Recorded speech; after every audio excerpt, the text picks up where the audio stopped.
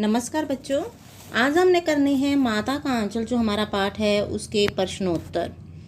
चलिए देखते हैं सबसे पहले क्या पूछा गया है और हमने उसका उत्तर क्या देना है। प्रस्तुत पाठ के आधार पर कहा जा सकता है कि बच्चों का अपने पिता से अधिक जुड़ाव था। ठीक है, यानी कि वो बहुत अधिक पिता से जुड़े हुए थे। फिर भी विपदा के समय, विपदा मतलब मुसीबत के समय, वह पिता के पास ना जाकर माँ की शरण लेता है। आपकी समझ में इसका क्या कारण हो सकता है या इसकी क्या वजह हो सकती है? और अगर हम आत्मा में देखना चाहें तो इसका एक अन्य क्वेश्चन और बनेगा कि माता का आंचल पाठ का मूल भाव स्पष्ट कीजिए। चलिए देखते हैं उत्तर क्या बनता है। माँ बच्चे की जन्मदाता तथा पालन पोषण करने वाली है। माँ क्या करती है? बच्चे को जन्म देती है, उसे पाल पोस कर बड़ा करती है।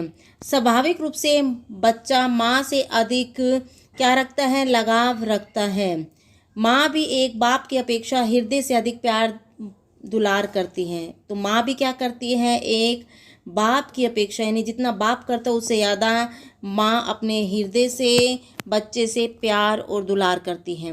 वह बाप की अपेक्षा बच्चों की भावनाओं को अधिक अच्छा समझ लेती है। जो कि पिता बहुत अधिक संबंध रखते हैं, खेल कूद में साथ देते हैं, लेकिन जो माँ होती है वो बच्चों की भावनाओं को समझ लेती है। ठीक है ना, भावनाओं को समझना मतलब क्या पसंद है, क्या नहीं पसंद, क्या बोलना, बच्चे को ऐसा बोलना चाहता था लेकिन बोल नहीं पाया तो वो उसका जवाब दे देती है। उसे पता होता है कि बच्चा क्या चाहता है। माँ का अपने बच्चे से आत्मिक प्रेम होता है, यानी आत्मा से संबंध होता है। बच्चा चाह कर भी माँ की ममता को नहीं भुला सकता, चाहे कितना बड़ा हो जाए, लेकिन उसे माँ की ममता की हमेशा, दुलार की हमेशा याद रहती है। यह भी सत्य है कि एक बाप अपने बच्चे को बहुत अधिक प्यार तो दे सकता है, लेकिन एक माँ का हृदय वह कभी प्राप्त नहीं कर सकता। इसलिए प्रस्तुत पाठ में बच्चों का अपने पिता से अधिक लगाव होने पर भी वह विपदा के समय पिता के पास न जाकर माँ की शरण लेता है। आपको समझ ही आ गई होगी मूल भाव क्या है कि कितना भी प्यार कर ले पिता, लेकिन आत्मिक संबंध किससे होता है? माँ से होता है। माँ बच्चों की भावनाओं को समझती है, उससे अधिक लगाव लेती है, रखती है, और विपदा के समय बच्चा अपनी माँ को ही ढूंढता है। चलिए आगे बढ़ते हैं। अगला जो प्रश्न है वो क्या कहता है? आपके विचार से भोलानाथ अपने साथियों को देखकर सिसकना क्यों भूल जाता है? क्या कारण था कि भोलानाथ जैसे ही अपने तारकेश्वर नाथ, भोलानाथ अपने साथियों को देखते तो वो सिसकना भूल जाते थे, सुबकी लेना भूल जाते थे? तो चलिए उत्तर देखते हैं। मनुष्य स्वाभाविक रूप से अपनी आयु तथा प्रकृति के लोगों के साथ अधिक जुड़ा रहता है। मनुष्य का क्या स्वभाव होता है कि जो उसकी आयु है वह अपनी आयु में प्रकृति के लोगों के साथ अधिक जुड़ा रहता है। जो लोग हैं इस संसार के, उनके साथ जुड़ा रहता है, और उसकी उम्र के लोग हो तो ज़्यादा जुड़ता है उनके साथ। वह मन से उनकी संगति लेना चाहता है, यानी उनका साथ चाहता है। जैसे आप देखिए टीनेजर एज क्या, तो आप बड़ों का साथ नहीं चाहेंगे, ना बच्चों का चाहेंगे, बल्कि आप चाहते होंगे कि आपकी उम्र के बच्चे ही आपके साथ बातें करें, बैठे, काम करें, खेलें, तो आप यही चाहेंगे। उनकी संगति में आकर उसके दुख रोग सब मिट जाते हैं। क्लियर? तारकेश्वर नाथ के जैसे ही पिता कहाँ से डांट खाई थी उसने? मास्टर जी से डांट खाई थी। तब पिता उसे रास्ते में लेकर आ रहे थे तो वह रोता हुआ, सुबकता हुआ आ रहा था, लेकिन जैसे ही वह अपने साथियों को देखता तो सुबकना भूल जाता है, और जितने भी उसके दुख थे, रोग थे, सब मिट जाते हैं। विशेषकर बच्चा तो अपने जैसे साथियों की संगति अवश्य चाहता है, क्योंकि उनके बिना उसकी अटखेलियाँ, मौज मस्ती अधूरी रह जाती हैं। अटखेलियाँ मतलब होता है शरारतें। वह अपनी संगति में आकर अपने सारे सुख दुख भूल जाता है।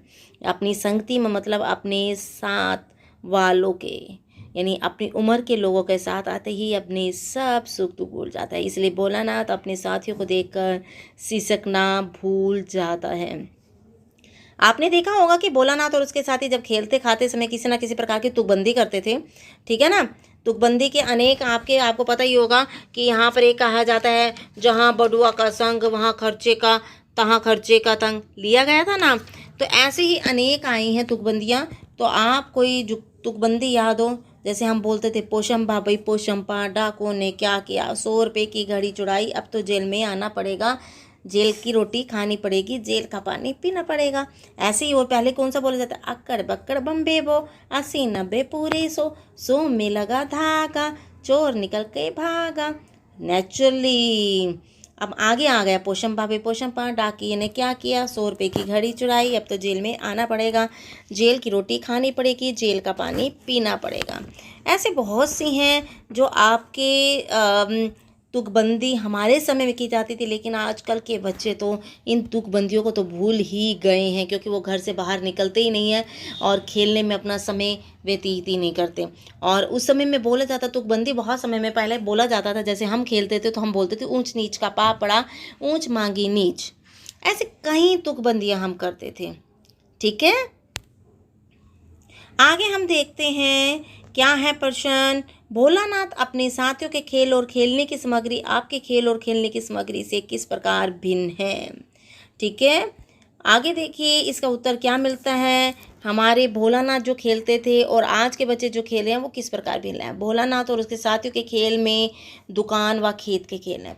आपको पता ही होगा, दुकान बनाते हैं, हलवाई की दुकान बनाते हैं, खेत के बीज बोते हैं उसमें, फिर वो झूठ मूठ की शादी भी करते हैं। तो यहाँ पर उनके खेल यही थे, गुड़ियों के साथ खेलना। लड़की होती थी तो गुड़ियों के साथ खेलती थी, लड़के होते तो ये खेल खेलते थे, कई बार कंचे भी खेलते थे, कई बार गुल्ली डंडा भी खेलते थे। उनके खेल में मिठाई की दुकान पर ठेलों के लड्डू हैं। ठीक है, गीली मिट्टी की जलेबी है, पत्ते की पूरियाँ व कचौरी हैं, टूटे घड़े के टुकड़े पतासे हैं, जस के टुकड़े पैसे हैं, पानी का घी है, बालू की चीनी यानी रेत की चीनी है, दिए के तराजू हैं। उनके बारात के खेल में कनस्तर का तंबूरा है, टूटे चूहे दाने की पालकी है, धूल की ज्योनार है, खेले और आम के पत्तों का मंडप है, सवारी के लिए बकरा है, गुलिया का मंगल कलश है। लेकिन आज के बच्चे क्या खेलते हैं, क्रिकेट, बैडमिंटन, फुटबॉल का खेल है। आम बच्चों के पास गेंद, bat, cricket, net ball, football आदि देखे जा सकते हैं। और साथ साथ आजकल के बच्चों के पास तो हम ये भी लिख सकते हैं कि लैपटॉप है, कंप्यूटर है, मोबाइल है, जिसमें वो अनेक खेल खेलते हैं। और लेकिन आज इन मोबाइल में फ्री फायर खेल चला है कि उसमें लगे रहते हैं और अपनी आंखों को खुद ही ख़राब करने पर तुले रहते हैं। तो आप ये भी डाल सकते हैं। इसीलिए पहले के खेल जहाँ स्थानीय वातावरण से जुड़े हुए थे, बाहर निकलते थे, बाहर खेलते थे, जो हम मैंने बोला था पोशंपा भाई पोशंपा, तो आपस में बाहर सड़क पर गली में खड़े होकर खेलते थे। ठीक है, ऊंच नीच का पापड़ा ये भी गली में खड़े होकर करते थे। चबूतरे होते थे और जो बोलता था ऊंच नीच का पापड़ा, ऊंच मांगे नीच, ऊंच पे चले जाते थे, कभी नीच पर आ जाते, जो नीच बोला उस पर से आ गया। ठीक है, ये खेल होते थे और बाहर स्थानीय वातावरण से जुड़े होते थे। लेकिन आज के खेल तो बनावटी हैं, बनावट से जुड़े हुए हैं कि अंदर बैठना, आंखों को बटनों को चलाते रहना, मोबाइल के आगे पीछे करते रहना, ये बनावटी खेल है। इसमें कोई शरीर की वर्जिश नहीं होती, जो हमारे शरीर को नुकसान ही करते हैं। चलिए, पाठ में आए ऐसे प्रसंगों का वर्णन की जो आपके दिल को छू गए हों। हमारे दिल को कौन सी छुए हैं वो प्रसंग देखते हैं। आप अपनी तरफ से भी जो आपको इस कहानी में अच्छे लगे प्रसंग वो भी लिख सकते हैं।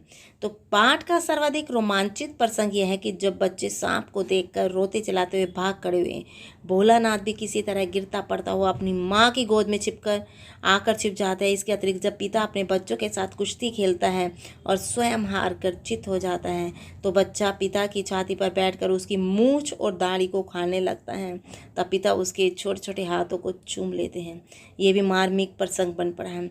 इस प्रकार पिता का बच्चे के खेल में भाग लेना भी बड़ा मार्मिक प्रसंग है। जब पिता क्या करते थे, जब देखते कि वो खेत में क्या करते थे, बीज बोते थे, तो पूछते थे कि हाँ भाई आज इस बार की खेती कैसी हुई। ये बड़ा अच्छा लगता है, हमें दिल को छूता है। और जब क्या करते थे, दिल को छूने वाला, ये खट्टी पा रही है, ये मीठी पा रही है, ये भी हमारे दिल को छूती है। कई चीज़ें ऐसी होती हैं बहुत जो दिल को छू जाती हैं। और प्रसंग में आप वो भी डाल सकते हैं जब मास्टर जी क्या करते हैं, मूसन तिवारी के कहने पर किसको डांटते हैं, तारकेश्वर नाथ को डांटते हैं और वह अपने रोते रोते अपने पिता के कंधों को गीला कर देता है। तो हमारी आंखों में भी आंसू आते कि उसे डांट पड़ी। तो ये भी मार्मिक प्रसंग आप इसमें डाल सकते हैं, ये भी आपके दिल को छू गया होगा। चलिए आगे बढ़ते हैं। इस उपन्यास अंश में 3 के दशक की ग्राम्य संस्कृति का 30 के दशक की ग्राम्य संस्कृति का चित्रण है। यानी 30 मतलब 1930 आज की ग्रामीण संस्कृति में आपको किस तरह के परिवर्तन दिखाई देते हैं? शिव पूजन साहे द्वारा रचित ग्रामीण संस्कृति के मुकाबले में आज की ग्रामीण संस्कृति में काफ़ी परिवर्तन हो चुका है। ठीक है, आज बच्चों के पालन पोषण की तरफ अधिक ध्यान दिया जा रहा है। बच्चों के पास खेल के नए नए उपकरण हैं व सामान्य जो वस्तुएं होती हैं वो उपलब्ध हैं। उस समय खेती की सिंचाई कुओं से होती थी। ठीक है, लेकिन जब ट्यूबवेल सिंचाई कर लेते हैं तो बैलों का स्थान अब ट्रैक्टरों ने ले लिया। पहले कैसे होती थी, खेतों से कुओं से बैल को बांधा जाता था, वो रेवड़ खींचते थे और पानी बाहर आता था। लेकिन आज ट्यूबवेल से सिंचाई होती है। पहले बैलों से सिंचाई का कार्य करने के साथ साथ खेत में बीजों को बोया जाता था, बैलों का सहारा लेकर हल लगाए जाते थे। लेकिन आज ट्रैक्टरों की सहायता से ये कार्य होते हैं और अंग्रेजी खाद का अधिक प्रयोग हो रहा है। पहले जबकि हम क्या करते, गोबर की खाद का प्रयोग करते, लेकिन आज अंग्रेजी खाद जिसे यूरिया कहा जाता है वो डाला जाता है। आजकल अनमेल विवाह के दृश्य न के बराबर है। पहले तो क्या होता था कि ये गांव में, हाँ जी इसका भाई है, ये इसकी बहन है, चाहे उम्र का कितना भी अंतर क्यों ना हो, और वो 40-45 साल का, लड़की 20 साल की, हाँ जी कोई बात नहीं, शादी है ठीक है, हमने वचन दे दिया तो करनी ही पड़ेगी। अनमेल विवाह भी देखे जाते थे, वो पैसे वाले थे तो हो जाती थी। पहले छोटे बच्चे क्या करते थे, ग्रामीण अंचल में मौज मस्ती का जीवन यापन करते थे, मौज मस्ती से ज़िंदगी बिताते थे। लेकिन जब अब गांव के लोग बच्चों को पढ़ाने लिखाने के लिए क्या कर देते हैं, शहर की ओर भेज देते हैं, यानी शहर की ओर उनका मुंह कर देते हैं। चलिए आगे देखते हैं 7वां प्रश्न क्या कह रहा है। पाठ पढ़ते पढ़ते आपको भी अपने माता पिता का लाड प्यार याद आ रहा होगा। आपकी इन भावनाओं को डायरी में अंकित कीजिए। आप क्या लिखना चाहेंगे, कौन कौन सी बातें आपको दिल को छूती हैं। बचपन में हमें भी सुबह सवेरे माँ बड़े प्यार से जगाया करती थी, जल्दी जल्दी नहला धुलाकर तथा साफ कपड़े पहनाकर फिर हमें खेलने के लिए छोड़ देती थी। पहले माँ ऐसे ही करती थी। पिताजी हमें कंधे पर बैठाकर दूर तक झुलाया करते थे। कभी कभी आंगन में अपनी पीठ पर बैठाकर घोड़े की तरह झुला कर दिया करते थे। कभी कभी हम क्या करते थे कि उनके कंधे पर बैठकर घोड़े, चल मेरे घोड़े, टिक टिक टिक, ऐसे भी बोला करते थे और उनके कंधों पर बैठकर घोड़े की सवारी भी किया करते थे। कभी कभी अपने साथ लेकर यमुना नदी में नहाने के लिए ले जाते थे और अपनी गोद में लेकर पानी में खूब डुबकियां लगाया करते थे। पिताजी कई बार अपने साथ खेतों में घुमाया करते थे। माँ अपने आंचल में छुपाकर हमें दूध पिलाया करती थी, भोजन खिलाती थी। पेट भर जाने पर हमें और से खाने के लिए कहती थी। बच्चों के साथ बाहर खेलने जाते तो बड़े प्यार से समझा बुझा कर भेजती थी। उसको नसीहतें देती रहती थी कि ये नहीं करना, इससे लड़ाई नहीं करनी, किसी की कोई बाहर चीज़ पड़ी हो तो ऐसे नहीं उठाना। ठीक है, और कौन कौन सी बातें हैं लिख सकते हैं जो आप अपनी भावनाओं को व्यक्त कर सकते हैं। मैं तो ये लिखना चाहूँगी कि बचपन में हमारी माँ तो हमें बहुत कस के चोटी किया करती थी और खूब सारा तेल लगाया करती थी और हमारे नाखूनों को काटा करती थी और हमें नेल पेंट भी नहीं लगाने देती थी। तो कई चीज़ें ऐसी हैं जो आप अपनी भावनाओं को अपनी डायरी में लिख सकते हैं। जरूरी नहीं कि जो बताया गया है वही आप अपनी भावनाओं को डायरी में लिखें, बल्कि आपके साथ जो करते हैं माता पिता प्यार से, वो सब कुछ आप अपनी डायरी में लिख सकते हैं। चलिए आगे देखते हैं। यहाँ माता पिता का बच्चे के प्रति जो वात्सल्य प्रेम, यानी कि बच्चों का माँ का बच्चे के प्रति जो प्रेम होता है उसे वात्सल्य कहते हैं। उसे अपने शब्दों में लिखिए। प्रस्तुत पाठ में लेखक ने बच्चे के प्रति माता पिता के वात्सल्य का सजीव वर्णन किया है। बच्चे का माँ के आंचल में खेलना, माँ द्वारा सुबह बच्चे को नहला धुलाकर तथा कपड़े आदि पहनाकर खेलने भेजना, पूजा पाठ आदि करके उनके माथे पर तिलक लगाना आदि का सजीव चित्रण हुआ है। बच्चे का अपने पिता की मूंछों के साथ खेलने का अनूठा वर्णन हुआ है। पिता बच्चे को अपने कंधों पर झुला झुलाकर उनका मन बहलाता है, उनके साथ कुश्ती करता है, स्वयं बच्चों का मन खुश करने हेतु हार जाता है, जिससे बच्चे खिलखिलाकर हंस पड़ते हैं कि देखो हमारे पिताजी तो कितने वीक है, कमज़ोर है, हमसे ही हार गए। माँ बच्चों को तोता, मैना, कबूतर, हंस, मोर आदि के बनावटी नाम देकर उन्हें भोजन खिलाती है। ठीक है, और बच्चों को थोड़ी सी चोट लगने पर माता पिता दुखी हो जाते हैं। माँ अपने बच्चों को अपने आंचल में छिपाकर उसे प्यार करती हैं। लेकिन आज की माताएं तो क्या करती हैं, चिड़ी तोता मैना तो करती ही नहीं है, बल्कि उन्हें तो मोबाइल देकर ये लो डोरीमोन चल रहा है, मोटू पतलू चल रहा है, ये दिखाकर खाना खिलाने का प्रयास करती है और बच्चे भी एक टक लगाकर उसे देखते रहते हैं और जो भोजन होता है वो खाते रहते हैं। उन्हें पता ही नहीं होता कि कितना डाइजेस्ट हो रहा है या नहीं। आज मोबाइल से सारे कार्य होते हैं। माता का आंचल शीर्षक की उपयुक्तता बताते हुए कोई अन्य शीर्षक सुझाइए। माता का आंचल। पाठ के माध्यम से लेखक ने माँ के आंचल के प्रेम एवं शांति का वर्णन किया है। ठीक है, किसका वर्णन किया? प्रेम और शांति का। लेखक और उसका भाई वैसे तो अधिकतर अपने पिता के साथ रहते हैं, उनके पास सोते हैं, लेकिन जो प्यार और शांति उन्हें माँ के आंचल में मिलती है वैसी पिता के साथ नहीं मिलती। माँ अपने बच्चों को नहला धुलाकर, कुर्ता करके, टोपी तिलक आदि लगाकर बाहर खेलने के लिए भेजती हैं। ठीक है ना। पहले भी क्या करती थी? ऐसे नहलाती थी, धुलाती थी। आज भी माँ क्या करती है? नहला धुला के उन्हें सुंदर बनाकर, तिलक तो नहीं लगाती लेकिन नज़र का टीका जरूर लगाती है और बाहर खेलने के लिए, जाओ अब तुम खेल लो, तुमने खाना खा लिया, अब जाकर खेल सकते हो। पिता के द्वारा रोटी खिलाने पर भी माँ बच्चों को कबूतर, तोता, मैदा आदि बना के बनावटी नाम देकर रोटी खिलाती है। पाठ के अंत में जब बच्चे सांप से भयभीत होकर यहाँ वहाँ गिरते हुए खून के से लथपथ होकर यानी सने होकर पहुँचते हैं तो माँ अपनी आँख जो आंचल है उसमें छिपा लेती है और उन्हें हुक्का गुड़गुड़ाते हुए पिता अनदेखा कर देते हैं। ठीक है। माँ ही अपने आंचल में लेकर बच्चों को हल्दी का लेप लगाती है, कांपते होठों को बार बार देखकर उन्हें गले लगा लेती है। उसी समय पिता हुक्का छोड़कर माँ की गोद से बच्चों को लेना चाहते हैं, लेकिन बच्चे अपने माता पिता के आंचल की प्रेम और शांति की छाया को नहीं छोड़ना चाहता, क्योंकि उसे माँ के साथ रहकर माँ के आंचल में उसे शांति और सुकून मिलता है। संभवतः माता का आंचल एक उपयुक्त शीर्षक है, बिल्कुल सही टाइटल है, जिसे शीर्षक मतलब होता है टाइटल। इसका अन्य अगर नाम देना चाहे तो हम बचपन भी दे सकते हैं। और अगर आपको कि कोई और शीर्षक पसंद आता है नाम, तो आप लिख सकते हैं। जरूरी नहीं है कि बचपन लिख दिया तो इट्स ओके, आप और कोई नाम भी लिख सकते हैं। ये थे हमारे अभ्यास के प्रश्नोत्तर, लेकिन जो मुझे और इम्पोर्टेंट क्वेश्चन लगे वो भी मैं आपको दो तीन क्वेश्चन्स के बाद और क्वेश्चन बताऊंगी जो हमें और अधिक अभ्यास के प्रश्नों के अलावा हमें इम्पोर्टेंट लगे। चलिए देखते हैं 10वां क्वेश्चन। बच्चे माता पिता के प्रति अपने प्रेम को कैसे व्यक्त करते हैं? शिशु की जिद में भी प्रेम का प्रकटीकरण है। जब जिद करता है तो वो प्रेम व्यक्त करता है कि नहीं मम्मी मुझे तो ये चाहिए, प्लीज़ प्लीज़ मम्मी दे दो ना प्लीज़। शिशु और माता पिता के सानिध्य में स्पष्ट करना कठिन होता है कि माता पिता का स्नेह शिशु के प्रति है या शिशु का माता पिता के प्रति। दोनों ही एक प्रेम में संपूरक होते हैं, यानी कि ये नहीं पता चलता जब वो कोई खाने के लिए माँ को बच्चे को देती है तो बच्चा कहता है मम्मी पहले आप, तो पता नहीं चलता कौन किससे ज़्यादा प्रेम करता है। शिशु की मुस्कुराहट, शिशु का उनकी गोद में जाने की ललक, इच्छा, उनके साथ विविध क्रीड़ाएं करना यानी खेल खेलना अपने प्रेम का प्रकटीकरण करते हैं। माता पिता की गोद में जाने के लिए मचलना उसका प्रेम ही होता है। इस प्रकार माता पिता के प्रति शिशु के प्रेम को शब्दों में व्यक्त करना कठिन हो जाता है। चलिए आगे देखते हैं अगला प्रश्न क्या कहता है। अगले प्रश्न के अंतर्गत इस पाठ में बच्चों की जो दुनिया रची गई है वह आपके बचपन की दुनिया से किस प्रकार भिन्न है, किस प्रकार अलग है। तो देखते हैं। इस पाठ में बच्चों की जो दुनिया रची गई है उसकी पृष्ठभूमि पूर्णतः ग्रामीण जीवन पर आधारित है।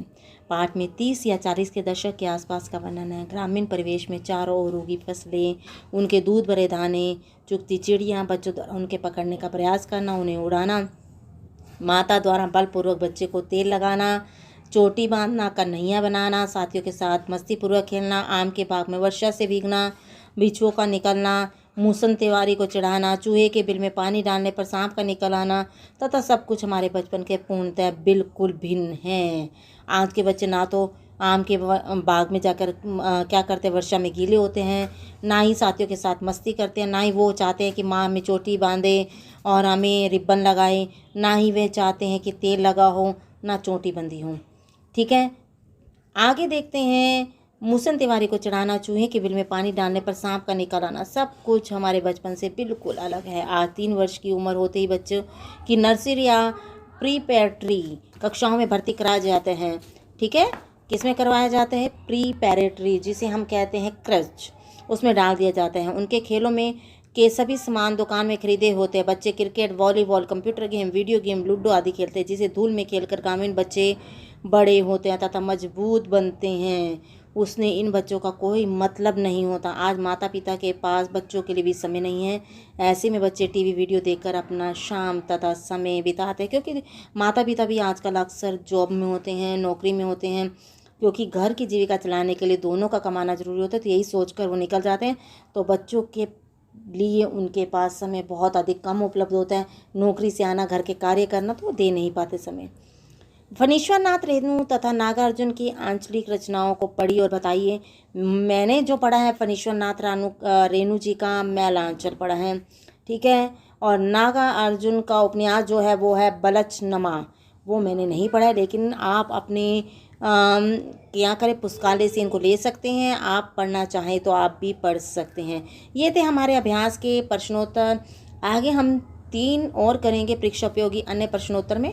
एक आई थी तुकबंदी, जहाँ बूढ़ों का संग तहाँ खर्चे का तंग, प्रस्तुत पंक्ति के माध्यम से समाज के बुजुर्गों का निरंतर उपेक्षा की ओर संकेत किया गया, कैसे? चलिए देखते हैं उत्तर। यह सत्य है कि आज के आधुनिक युग में आदमी पहले की अपेक्षा अधिक लालची हो गया है, सीमित, स्वार्थी हो गया है। उसमें नैतिकता, परस्पर स्नेह भाव, बुजुर्गों का सम्मान करना चाहिए, पारिवारिक देखभाल आदि जीवन मूल्य समाप्त हो गए हैं। इसलिए आज वह अपने बुजुर्गों की अपेक्षा करके अपनी मौज मस्ती में चूर होकर जीवन यापन करता है। बुजुर्ग इसी उपेक्षा के शिकार होकर खर्चे की तंगी के कारण अपना विडंबनापूर्ण जीवन व्यतीत कर रहे हैं। ठीक है। लेखक ने इस पंक्ति के माध्यम से जहां बुजुर्गों की अपेक्षित जीवन के प्रति चिंता व्यक्त की है, वहीं आज के युवा समाज पर कटु व्यंग्य भी किया है। जो बुजुर्गों को क्या कहते हैं, जहां बुजुर्ग होते हैं वहां खर्चा होता है, ये जो सोचते हैं उन पर व्यंग्य किया है। चलिए आगे देखते हैं। तारकेश्वर नाथ का नाम भोलानाथ कैसे पड़ा? बाबूजी सुबह सवेरे अपने साथ लेखक तथा उसके भाई को भी उठा दिया करते थे। अपने साथ नहला धुलाकर पूजा पर बैठा लिया करते थे। पूजा के पश्चात बाबू अपने दोनों बेटों के चौड़े मस्तक पर अर्ध चंद्राकार की रेखाएं बनाते थे, आधे चांद जैसी रेखाएं बनाते थे। उनके सिर पर लंबी लंबी जटाएं थी, अतः उनके मस्तक पर जो भभूत था, भस्म थी, बहुत अच्छी लगती थी। इस प्रकार भोले के समान विष होने के कारण तारकेश्वर नाथ का नाम भोलानाथ पड़ गया। किस कारण? मैंने बता दिया आपको। चौड़े मस्तक पर अर्ध चंद्राकार लगाने का कारण, उनकी लंबी लंबी जटाएं होने के कारण, उनके माथे पर भूत लगाने के कारण वो बहुत सुंदर लगते थे, भोले बाबा जैसे लगते थे, इसी नाम उनका नाम भोलानाथ पड़ गया। चलिए आगे देखते हैं। मर्दुए क्या जाने कि बच्चों को कैसे खिलाना चाहिए। इस पंक्ति में निहित व्यंग्य को स्पष्ट कीजिए। प्रस्तुत पंक्ति के माध्यम से लेखक ने पुरुष समाज पर व्यंग्य किया है।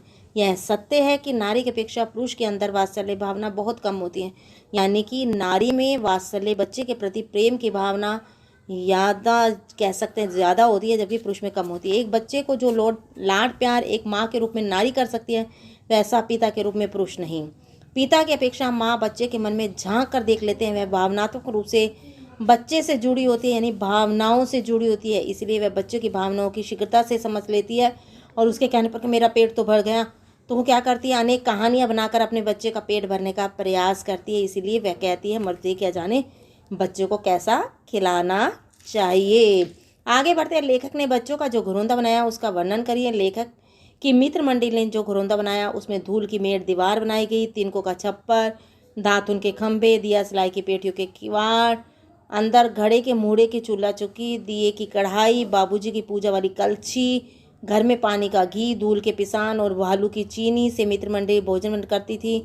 सब लोग घर के अंदर पंगत मने पंक्ति में बैठकर भोजन चीमते थे, खाते थे। इस प्रकार लेखक ने बच्चों का यह अद्भुत घरौंदा बनाया गया था, जिसमें मैंने बताया दिया सिलाई मतलब मैच बॉक्स के जो खाली होती हैं डिब्बी, उसकी दरवाजे बनाए गए थे। दातुन जो किया जाता है, नीम का दातुन होता है किसी भी चीज़ का, कीकर का, उसके खंभे बनाए गए थे।